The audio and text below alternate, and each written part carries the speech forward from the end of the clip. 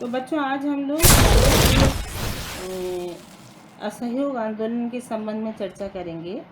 गांधी जी का असहयोग आंदोलन किस प्रकार प्रारंभ हुआ, क्या परिस्थितियां रहीं, किस तरह उसमें प्रगति रही और उसका विश्लेषण किस प्रकार से किया जा सकता है।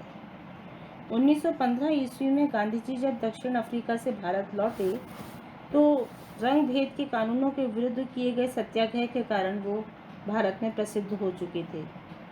उन्होंने गोपाल कृष्ण गोखले को अपना गुरु मान लिया था और वो युद्ध के प्रयत्नों से सरकार को सहयोग देने के पक्ष में थे। इसीलिए उन्होंने रंगरूटों की भर्ती तथा घायल व्यक्तियों की देखभाल के लिए अपनी सेवाएं अर्जित की।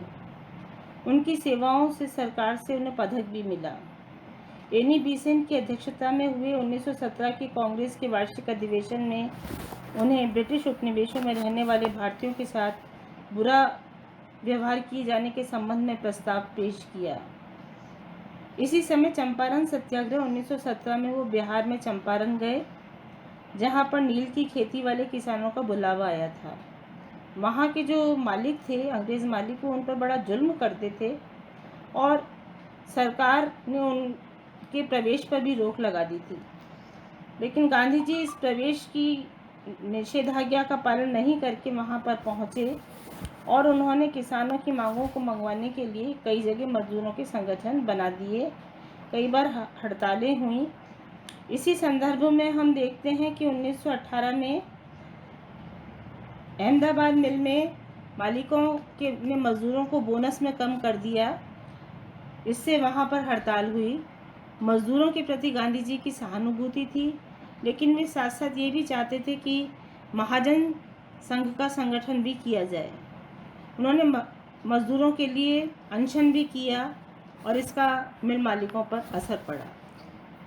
एक महत्वपूर्ण आंदोलन इस समय में हुआ चंपारण के अलावा खेड़ा का सत्याग्रह। इस खेड़ा के सत्याग्रह को अहमदाबाद में गांधी जी ने किया और इसका भी बड़ा प्रभाव पड़ा। 1918 में ये खेड़ा सत्याग्रह किया गया, जिसमें गांधी जी को एक तरह से कहना चाहिए कि उनके सत्य और अहिंसा की विजय हुई। इसी समय एक और महत्वपूर्ण घटना घटित होती है और वो है रॉलेट एक्ट। 1917 में रूसी क्रांति के तुरंत पश्चात ब्रिटिश सरकार ने इंग्लैंड के हाई कोर्ट के एक जज रॉलेट की अध्यक्षता में एक सेडिशन कमेटी नियुक्त की और राजद्रोह कार्यों की जांच करके अप्रैल 1918 में अपनी रिपोर्ट पेश कर दी। ये जो रॉलेट एक्ट बना था, इसमें बिना किसी प्रमाण के किसी को भी राजद्रोह के अपराध में बंद किया जा सकता था। इस पर सारे देश में 30 मार्च 1919 को सारे देश में हड़ताल का निश्चय हुआ और 6 अप्रैल के दिन इसको हड़ताल को किया भी गया। शांतिपूर्ण जुलूस निकले, शांतिपूर्ण तरीके से प्रदर्शन हुए, हड़तालें हुई। अभी ये सब कुछ चल ही रहा था कि हम देखते हैं कि एक बहुत ही महत्वपूर्ण घटना ने जन्म लिया। वो थी जलियांवाला बाग की हत्याकांड। पंजाब में जब गांधी जी को कैद कर लिया गया तो इसी समय पंजाब के अंदर भी एक जुलूस निकाला गया और इस सत्याग्रह का जो नेतृत्व कर रहे थे डॉक्टर सत्यपाल किसलू, उनको भी अमृतसर जेल में भेज दिया गया और सिपाहियों के बीच में और सत्याग्रहियों के बीच में झड़पें भी हुई। 20 आदमी मारे गए इस बीच में।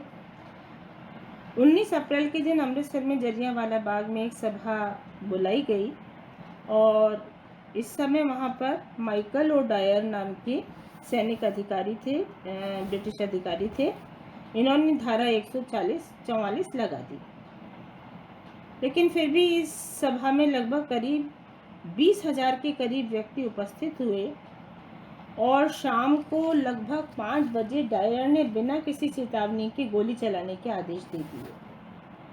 अब बच्चों, ये जो बाग था इसका केवल एक ही रास्ता था जिससे निकलना बड़ा कठिन था। प्रत्यक्षदर्शियों के अनुसार 1,000 से ज़्यादा व्यक्ति मारे गए और डायर ने मार्शल लॉ लगा दिया, मनमानी सजाएं दी व्यक्तियों की निर्मम पिटाई की। इन घटनाओं से विरोध में पंजाब में और सारे देश में जो था वो व्यापक आंदोलन हुआ। लाहौर में मार्शल लॉ लगा दिया गया और इसको पढ़कर सारे देश में एक तरह की कहना चाहिए कि चिंगारी फैल गई आंदोलन के लिए, और एक आंदोलन के लिए पृष्ठभूमि तैयार हो गई। इसी समय एक हंटर आयोग का प्रतिवेदन आया जिसके लिए हंटर को नियुक्त किया गया, और उसने कहा कि जान बचाने के लिए डायर ने कि जान बचाने के लिए उसने गोली चलाने का आदेश दिया था।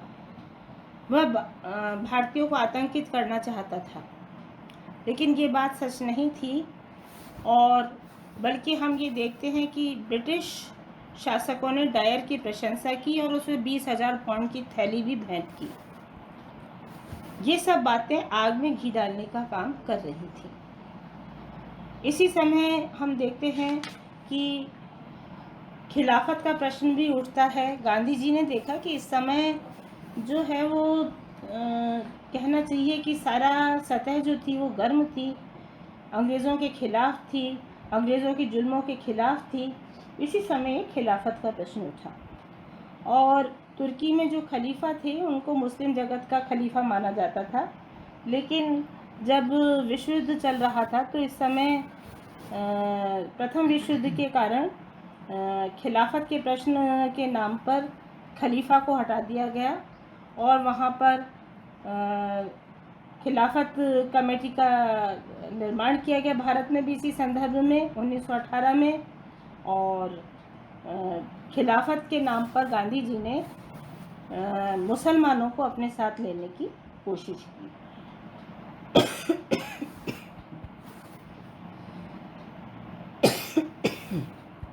इसके बाद कलकत्ता अधिवेशन हुआ और 1920 में कांग्रेस उच्च समिति में एक विशेष अधिवेशन हुआ जिसमें लाला लाजपत राय भी थे।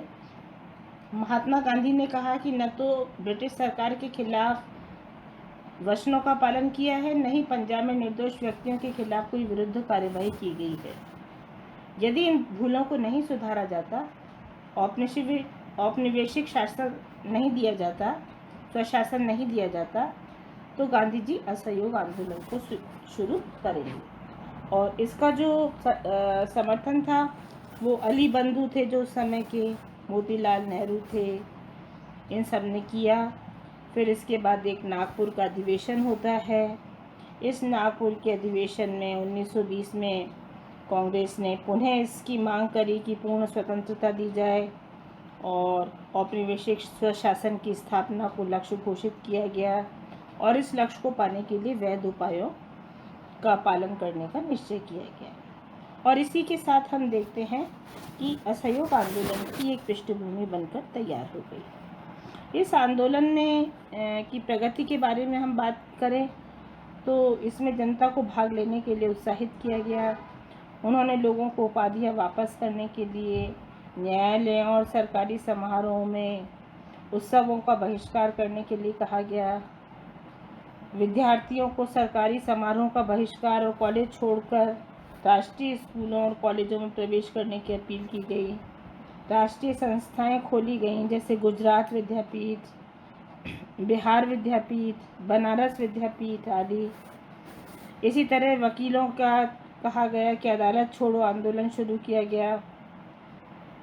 जो इस समय खास जो उल्लेखनीय बात है कि डॉक्टर अंसारी हैं, मौलाना आज़ाद हैं, अली बंधु जैसे प्रसिद्ध मुसलमान नेताओं ने भी देश के विभिन्न भागों में दौरा किया और इस आंदोलन में भाग लेने के लिए उत्साहित किया, क्योंकि गांधी जी की ये एक नीति थी कि उन्होंने खिलाफत के प्रश्न पर अपना समर्थन देकर मुसलमानों को अपने साथ कर लिया था। और इसके बाद हम देखते हैं कि नवंबर 1921 में प्रिंस ऑफ वेल्स बम्बई के जब आए तो कांग्रेस के अनुयायियों को उनके स्वागत समारोह में भाग नहीं लेने के आदेश दिए गए। कई हिंसक घटनाएं भी हुई जिनकी गांधी जी ने घोर निंदा की। 5 दिन का उपवास रखा। पंजाबियों में अकालियों ने गुरुद्वारे पर उनके महंतों के विरुद्ध जिनका सरकार समर्थन प्राप्त था, आंदोलन किया और धीरे धीरे होने ये लगा कि ये आंदोलन जो अहिंसा के आधार पर, असहयोग के आधार पर शुरू हुआ था, धीरे धीरे इसमें हिंसा आने लगी। लेकिन फिर भी इसमें बिहार के जो आदिवासी थे उन्होंने भाग लिया, सिखों ने भाग लिया, मुसलमानों ने भाग लिया। दिसंबर 1921 तक की बात करें तो इस समय तक गांधी जी के अतिरिक्त सभी नेता गिरफ्तार हो चुके थे और गांधी जी को कांग्रेस का सर्वाधिकारी नियुक्त कर दिया गया था। इसी समय हम लोग देखते हैं कि चौरा चौरी कांड की घटना घटित होती है। ये दिनांक थी 5 फरवरी 1922। इस दिन एक उत्तेजक भीड़ ने पुलिस चौकी में आग लगा दी, जिसमें करीब 22 सिपाही जलकर मर गए और इस समय आंध्र प्रदेश के गंटूर जिले में करना देने का आंदोलन भी आरंभ किया गया। गांधी जी ने इससे रोक देने का आदेश दिया।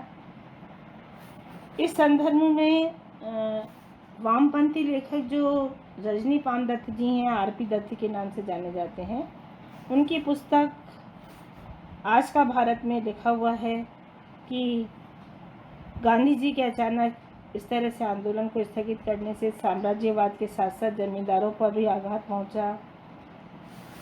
वर्किंग कमेटी को बुलाकर इस आंदोलन को स्थगित कर दिया गया। सुभाष चंद्र बोस ने कहा कि गांधी जी एक बेनोवलेंट डिक्टेटर हैं, वो जैसा चाहते हैं। इस समय देश आज़ाद हो सकता था, लेकिन गांधी जी ने इस समय अचानक रोक दिया, जबकि सारी जनता अंग्रेज़ों के खिलाफ थी। चित्तरंजन दास, मोतीलाल नेहरू, आसफ अली भी इससे असंतुष्ट थे। जवाहरलाल नेहरू ने भी कहा कि ऐसे समय में जब हम सब मोर्चों में आगे बढ़ रहे थे, इसे स्थगित नहीं करना चाहिए था। लेकिन कुल मिलाकर अगर हम देखें कि इस आंदोलन की क्या समीक्षा की जा सकती है, तो आरसी मजूमदार की मुझे ये लाइनें बड़ी अच्छी लगती हैं कि इसके कुछ उद्देश्य लेकर हम लोग चले थे। जैसे कि हमने इसमें ये रखा था कि हमें स्वायत्त शासन मिले। दूसरा उद्देश्य था अहिंसा पूर्वक हम लोग सारी जन आंदोलन को एकत्रित कर सकें। और तीसरा अंग्रेजी शासन के खिलाफ एक जो उनका जंगलीपन है, या जिसे कहना चाहिए कि जो उनका बुरा स्वरूप है, उस साम्राज्यवाद के खिलाफ हमें एकजुट होकर चलना चाहिए। तो इन 3 उद्देश्यों में देखा जाए तो पहला उद्देश्य तो असफल रहा, भारत को स्वशासन नहीं मिला। दूसरा उद्देश्य देखा जाए कि अहिंसा पर आधारित होना चाहिए, तो यह अहिंसा पर भी आधारित नहीं रह सका, हिंसक हो गया।